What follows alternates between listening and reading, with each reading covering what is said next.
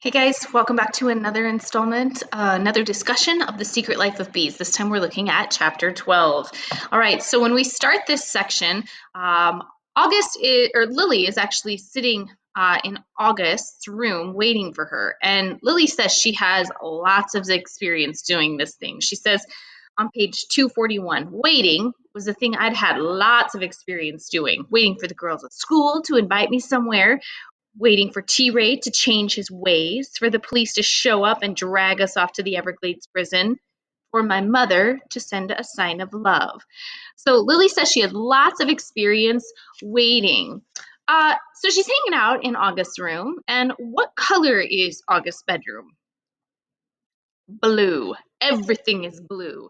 Bedspread, curtains, rug, chair cushions, lamps. Don't get the idea that it was boring, though, Lily said.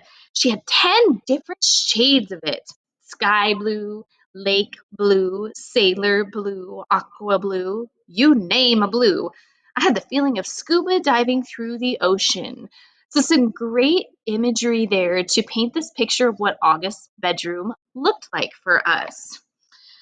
In fact, there's a picture of Mary being presented with a flower from the angel Gabriel. And do you guys remember which specific flower this was and why it's significant to our character Lily? That's right. Gabriel presented Mary with the flower lily.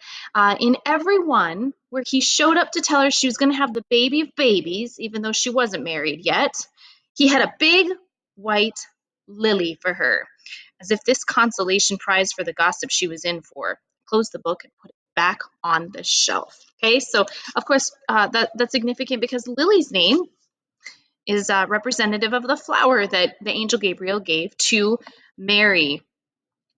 Okay, so when August worked as a housekeeper in Richmond, do you guys remember who she worked for? August says, goodness, there's so much to tell you. Remember how I told you I worked as a housekeeper back in Richmond before I got my teaching job? Well, that was your mother's house. Deborah was Lily's mother, and Sarah was Deborah's mother. So Sarah was Lily's grandmother. And I believe that August said she worked for them for 9 years. Let me find out where we got that at. Yes, starts on page 255. I started working for Deborah's mother in 1931 when Deborah was just 4 years old. The cutest child, but always into something. I mean, a real handful. For one thing, she used to walk in her sleep. One night she walked outside and climbed a ladder the roofers had left leaning against the house. Her sleepwalking nearly drove her mother crazy. So then Lily said, well, how long do you think you did work for my grandmother? Oh, a good long time, August said. Over 9 years, until I got that teaching job I told you about.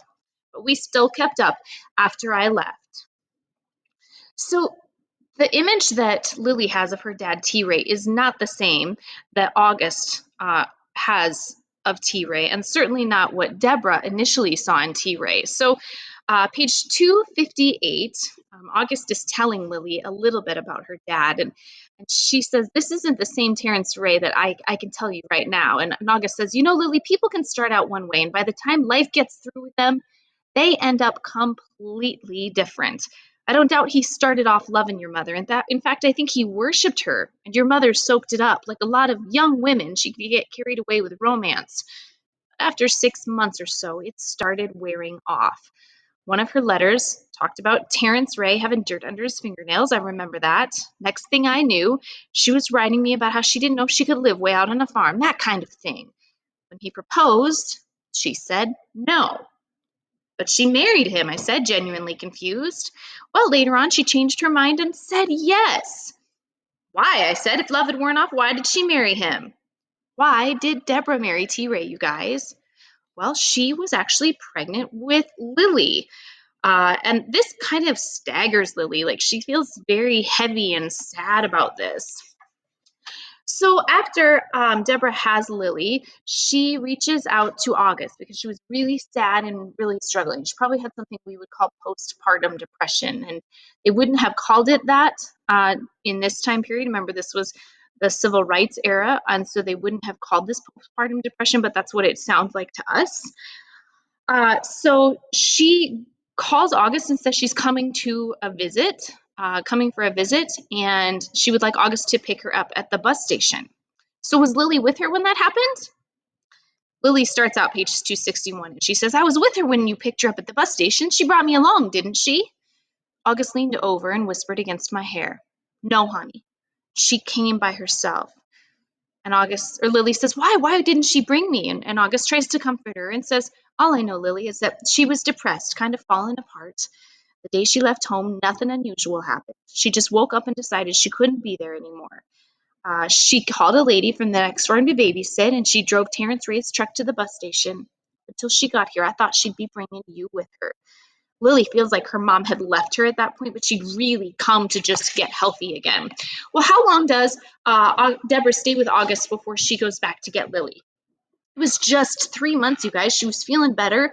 In about 3 months, she started talking about how much she was missing Lily and decided she needed to head back to Sylvan to get Lily. She was going to go get Lily and then head back. But what happens when she gets to Sylvan? Well, Deborah dies, and we know that Lily believes she's responsible. I'm going to read quite a section to you here. This is pages 264 to 265. I leaned my head on August's shoulder and knew exactly what had happened next. I closed my eyes, and there it was. The long gone day that would never leave. The suitcase on the floor, how she'd tossed clothes into it without folding them. Hurry, she kept saying. T. Ray had told me she'd come back for things, but she'd come back for me too. She'd wanted to bring me here, to Tiburon, to August. If only we'd made it. I remembered the sound of T. Ray's boots on the stairs. I wanted to pound my fist against something, to scream at my mother for getting caught, for not packing faster, for not coming sooner. At last, I looked up at August, and when I spoke, my mouth tasted bitter. I remember it. I remember her coming back for me. I wondered about that, she said. T. Ray found her packing. They were yelling and fighting. I stopped, hearing their voices in my head. Go on, August said. I looked down at my hands. They were trembling. She grabbed a gun from inside the closet, but he took it away from her. It happened so fast it gets mixed up in my brain. I saw the gun on the floor and I picked it up. I don't know why I did that. I wanted to help, to give it back to her. Why did I do that? Why did I pick it up? August slid out to the edge of the swing and turned to face her. Her eyes were determined looking. Do you remember what happened next after you picked it up? I shook my head. Only the noise, the explosion. It was so loud. The chains on the swing twitched. I looked over and saw August frowning.